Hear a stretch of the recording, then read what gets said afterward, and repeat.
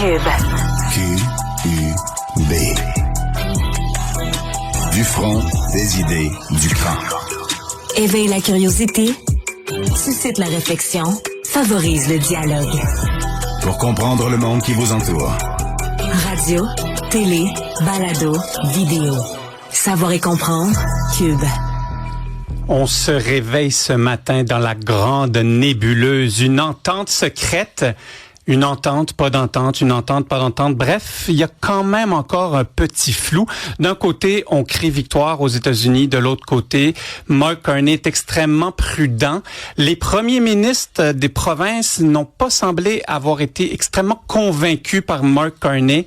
Encore une fois, tous les Canadiens se sont réveillés ce matin avec absolument aucune idée de ce qui nous attendait. Attention, attention, parce que je sens qu'ils ont la mauvaise habitude de vouloir préparer une campagne, un défilé de la victoire. Hein? Je sens que les politiciens préparent un défilé de la victoire, comme quoi on a résisté au grand méchant loup. Mais attention, hein, il y a la veille de cette fameuse guerre tarifaire, on était pour beaucoup de produits, une bonne partie de notre économie à 0% de tarifs. On est monté à 25, 30, 50%. Peut-être, si on est chanceux, on va redescendre à 15%.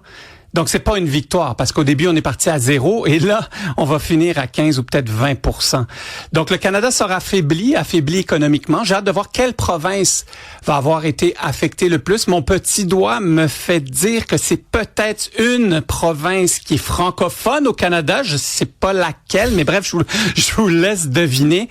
On se rappelle que le Québec a beaucoup à perdre, notamment avec la gestion de l'offre. On se rappelle que l'Ontario a beaucoup à perdre avec l'industrie automobile. On se rappelle aussi que j'ai oublié de parler de l'aluminium pour le Québec. L'Alberta semble sortir assez gagnante avec l'énergie, peut-être l'élargissement ou la complétion en quelque sorte de l'éléoduc Keystone XL. La Colombie-Britannique avec le bois d'œuvre. Bref, dans le Canada, chacune des provinces tire la couverte de son bord. J'ai vraiment hâte de voir ça. Alexandre Morinville-Ouellette, comment vas-tu ce matin? Ça va, dans le même flou artistique que toi. Je te dirais, oui, là, c'est certain que ça fait un petit bout qu'on voit concession sur concession sur concession du gouvernement canadien, tu sais, puis on se dit, OK, tu sais, on donne les droits de redevance à moitié du pont Gordie-Howe, on sacrifie la culture, on sacrifie la taxe Netflix, on sacrifie. Puis maintenant, on se dit, tu sais, tout ça, c'est pour arriver à un meilleur but. Tu sais, on va mieux négocier, on va avoir une meilleure entente. À date, ce qui file de l'entente, c'est, dans le fond, on n'a pas évité les tarifs, on a juste été coupé de moitié, mais c'est quand même 25%. Exactement. Je veux dire, moi, pour moi, c'est une défaite sur toute la ligne, c'est bel et bien ça. Puis après ça, il va falloir voir comment Mark Carney va essayer de vendre tout ça. Parce que je dis pas que sa situation est facile. Négocier avec les États-Unis, être dans les bottines de Mark Carney, ça doit être affreux en ce moment. T'as que des mauvais choix que tu peux prendre.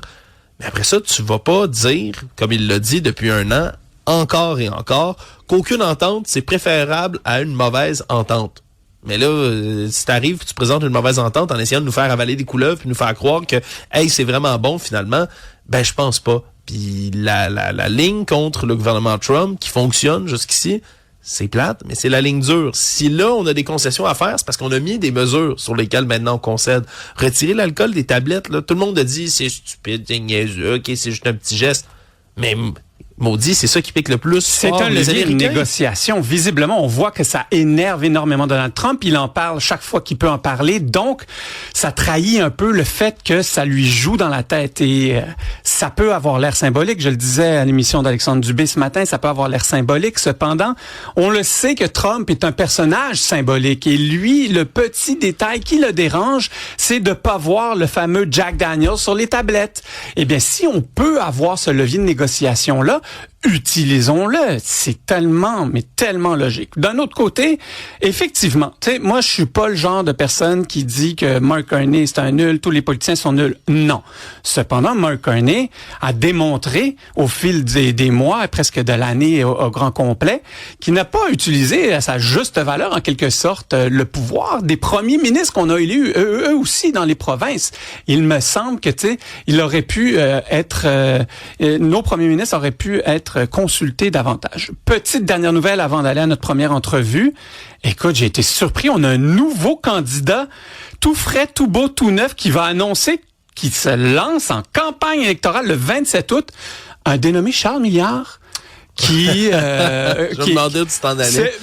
Tu sais, c'est une nouvelle que j'ai lue. J'étais extrêmement surpris. Moi, je croyais que il était déjà supposément être en campagne. On est en pleine campagne, même si elle n'est pas officielle. Et là, je vois qu'il lance sa campagne le 27 août prochain. Donc, on a hâte de découvrir le personnage. Moi, je te mets au défi, Nick, ce matin, puis je mets au défi nos auditeurs à la maison, sincèrement. Est-ce que vous êtes capable de me nommer une promesse de campagne, un engagement, une mesure que le Parti libéral du Québec a faite depuis des mois? Je vous pose la question parce que j'essaie, moi, puis on travaille ici fort, tous là. les jours, on suit l'actualité, on couvre les partis politiques, puis de mémoire, comme ça, là, sans faire de recherche sur Internet, je ne suis pas capable de trouver un engagement libéral. Non, ben là, on en a trouvé un. Le 27 août, il lance sa campagne. Oui, on C'est s'engage la à aller en promesse. campagne. Oui, c'est la promesse du Parti libéral. On revient à la guerre tarifaire. On a avec nous une entrepreneure, fondatrice et présidente de Luminaire Authentique, Maude Rondeau, qui fait des produits exceptionnels et dont 15% de ses ventes sont faites aux États-Unis. Maude, est-ce que la question des tarifs te fait peur? Est-ce qu'elle te fait craindre au pire pour ton entreprise? Bon matin. Écoute, c'est sûr que on dirait que je veux pas y croire parce que je me dis c'est impossible. S'ils imposent cette taxe de 50%, c'est des entreprises qui vont fermer, peut-être c'est mon la land, mais j'espère que ça arrivera pas. Puis je suis pas mal sûre qu'il va y arriver une autre façon parce que on peut pas passer à travers ça. C'est clair que 50%, c'est quand même drastique. On croise les doigts que ça soit beaucoup moindre. Je rêve que ça soit zéro. Luminaire Authentique crée sur mesure une gamme de produits de luminaires qui sont exceptionnels. D'ailleurs, je vous invite à aller voir le site web. Pour des clients résidentiels et commerciaux, qu'est-ce qu'ils disent? Et vous venez tout juste d'engager un directeur des ventes pour les États-Unis. Qu'est-ce que tu entends de l'autre côté de la frontière? Est-ce que tes partenaires sont inquiets? Est-ce qu'il y a beaucoup de questions? Un autre flou artistique de l'autre bord de la province, de la frontière? Écoute, c'est encore trop tôt pour savoir, je pense, pour se positionner. Les gens sont vraiment dans on attend. Ils sont dans une incertitude. Tout le monde est en pause, je dirais. Nous, de notre côté, on revoit tout notre plan stratégique. On revoit toute notre façon de faire. On avait justement un meeting de 4 heures hier avec mon directeur des ventes, ma directrice des ventes ici, puis essayer de voir sous quelle facette qu'on va pouvoir se démarquer ou approcher si jamais cette taxe arrive. Mais il y a beaucoup de nos clients, de nos confrères, de nos distributeurs qui sont mal de cette situation. Ils sont gênés. Effectivement, moi aussi, j'entends beaucoup parler des entrepreneurs des États-Unis qui ne savent pas comment jouer avec cette balle-là. 15% des ventes de luminaires authentiques sont faites aux États-Unis. On essaye de nous faire croire que de faciliter le commerce entre les provinces est la solution miracle. Pour toi, pour ton entreprise, comment ça fonctionne dans le reste du Canada? Ça fonctionne super bien. Nous, on a misé, on a fait un peu à contre-courant. Donc, nous, on a misé dès le début de vraiment vendre et expandre au Canada. Donc, on a mis beaucoup d'efforts sur le marché à l'Ontario. Notre prochaine boutique, ça va être à Vancouver. Il y a un super beau marché pour le Canada.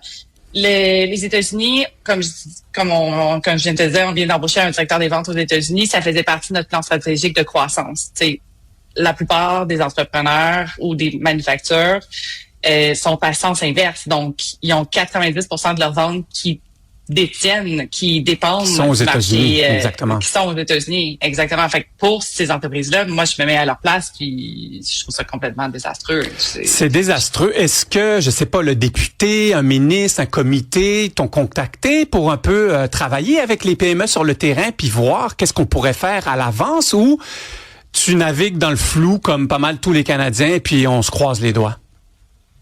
On navigue pas mal dans le flou. On est allé chercher justement des reach-out, des recherches, mais je pense que personne ne sait vraiment comment l'approcher, cette nouvelle. Puis je pense qu'on est tous un peu dans l'espoir que ça arrivera pas. Ben écoute, Maude, je te souhaite bonne chance. J'espère vraiment que ça va se régler. Et encore une fois, félicitations pour ton entreprise. Le talent, la beauté des produits, c'est quand même exceptionnel. Tu es basé en Estrie, une superbe boutique à visiter. Merci beaucoup, Maude. Merci. Bonne journée. Bonne journée.